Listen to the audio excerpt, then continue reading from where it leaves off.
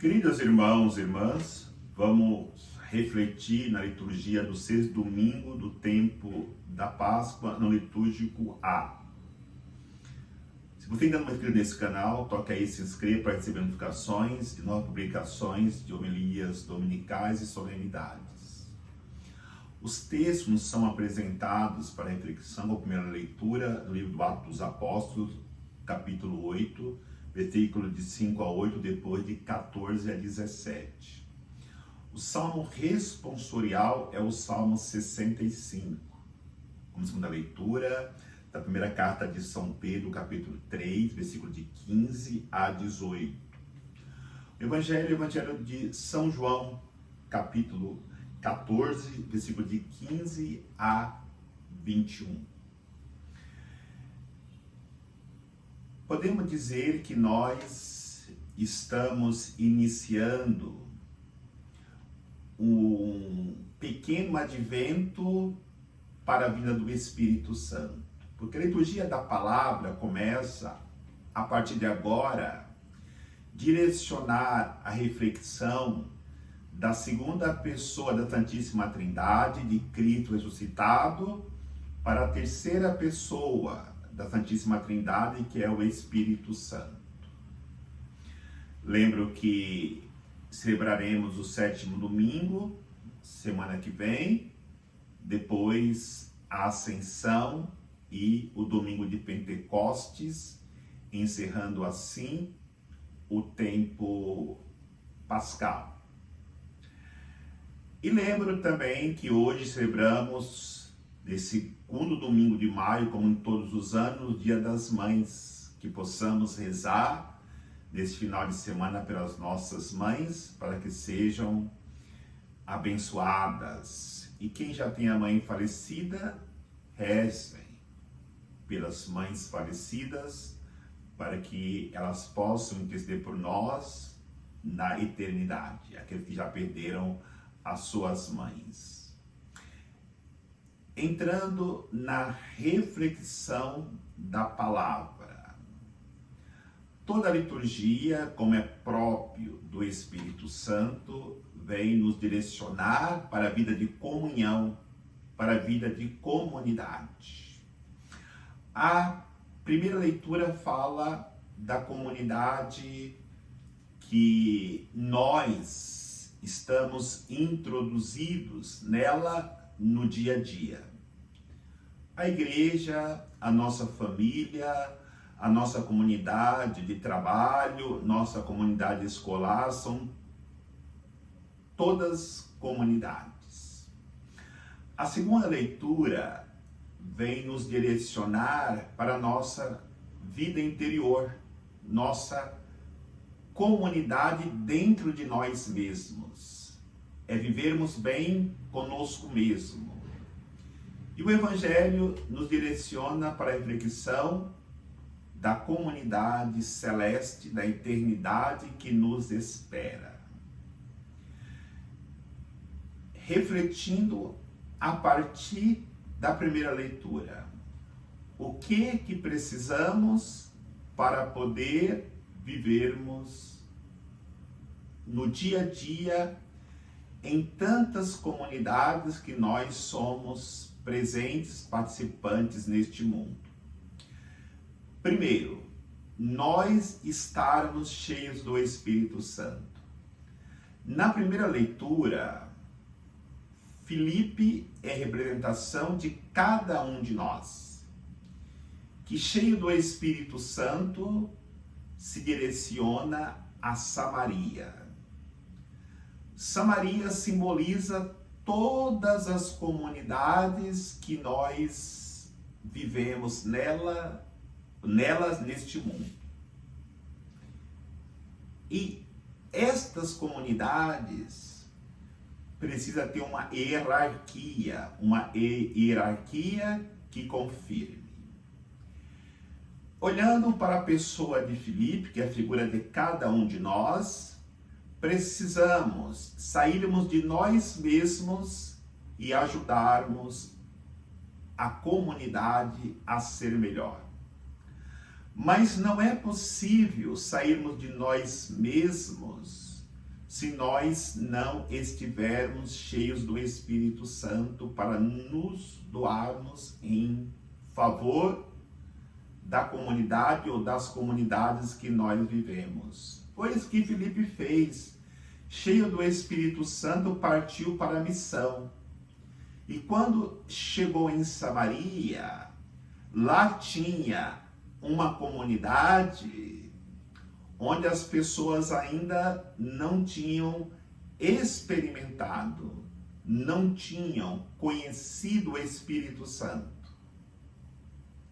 É necessário que o Espírito Santo chegue em todas as comunidades. Porque se o Espírito Santo não chegar, não tem vida cristã, não tem fraternidade, não tem comunhão. Quando aquela comunidade Samaria experimenta o Espírito Santo, vai dizer que ali acontece curas, conversão, libertação. As pessoas se tornam renovadas. E quem Filipe comunica para confirmar esta comunidade? A hierarquia. Pedro e João. E podemos dizer que aí está a importância que infelizmente se perdeu muito essa consciência nos dias de hoje do sacramento do crisma, da confirmação da maturidade cristã. Ali a igreja chega, simbolizada em seus dois grandes expoentes, Pedro e João, impõe as mãos nos membros daquela comunidade, todos ficam cheios do Espírito Santo e a transformação, a mudança de vida acontece. Então vamos repassar, Filipe, a figura de cada um de nós. As comunidades que muitas vezes não demonstram a plena do Espírito Santo é a figura de Samaria. E cada um pode colocar a sua comunidade nessa reflexão. E a importância da igreja. Sem a igreja não está ali presente alguém convertido, não há uma comunidade que experimentou a graça de Deus. A igreja é que conduz à santidade os seus membros, as suas comunidades. Aí vamos para a reflexão na segunda leitura, a reflexão da vida interior, porque só seremos comunidade com os outros se estivermos em comunhão conosco mesmo. Por isso a leitura fala: santificai em vós Jesus Cristo. E nós só podemos santificar em nós Jesus Cristo se nós estivermos santificados pelo Espírito Santo. E aí vai dizer, é o apóstolo, para nós nos santificarmos em Jesus Cristo, é preciso comunhão, respeito e uma consciência pura. Comunhão com Jesus Cristo, que não só entregou a vida por nós, mas enviou sobre a humanidade o Espírito Santo, que nos faz nos santificarmos para podermos assim acolher um coração puro, Jesus Cristo em nossas vidas. O respeito está ligado diretamente a não contaminarmos, a não mancharmos esse templo que somos nós, essa comunidade espiritual que somos nós, onde acolhendo com santidade o Espírito Santo, nós faremos que muitas pessoas se tornem comunidade cristã pelo nosso testemunho de vida. E a consciência pura está ligada à realidade de que, mesmo que eu seja perseguido, mesmo que eu seja incompreendido, mesmo que as pessoas não me reconheçam, eu estou com consciência pura, tranquila, porque eu sei o que eu estou fazendo é por ação do Espírito Santo em minha vida, e quem me santifica e quem dá testemunho de mim é o Espírito Santo, através das obras que eu realizo, para que a igreja, para que Cristo seja conhecido e santificado, não só na minha vida, mas na vida de todos aqueles que o anunciar a boa nova do Evangelho da salvação. E o Evangelho, eu me preparar para a comunidade eterna, para o céu. E aí, a presença do Espírito Santo é imprescindível para que isso aconteça. E o Espírito Santo age de maneira concreta. Talvez, quando nós dizemos bem assim, o Espírito Santo é luz, o Espírito Santo é força, o Espírito Santo é poder em nossas vidas. Não soa algo concreto, mas se eu me perguntar como que essa luz vai agir em minha vida, como que essa força vai agir na minha vida, como que esse poder vai agir na minha vida, basta eu me aprofundar no Evangelho de hoje, porque estas virtudes presentes na vida daqueles que têm o Espírito Santo concede a ele consolação. E a consolação já é algo concreto. Por que concreto? Vou dar alguns exemplos. Abraão estava desconsolado em sua vida. No entanto, Deus chegou, fez as promessas a Abraão e Abraão foi consolado em Deus. Elias, na sua luta contra Jezabel e o rei Acaz, que implantavam na sociedade de Israel o Deus Baal, ele foi perseguido profundamente porque ele havia desmascarado os profetas de Baal. A rainha de Jezabel perseguiu, o rei perseguiu de morte. E Elias, fugindo, já estava desconsolado, até a ponto de pedir a morte. Mas Deus chega e consola Elias, renova suas forças, dando-lhe os alimentos necessários, e consolado em Deus, Elias partiu para realizar tantas outras missões como ele realizou. Assim somos nós quando deixamos nos consolarmos em Deus.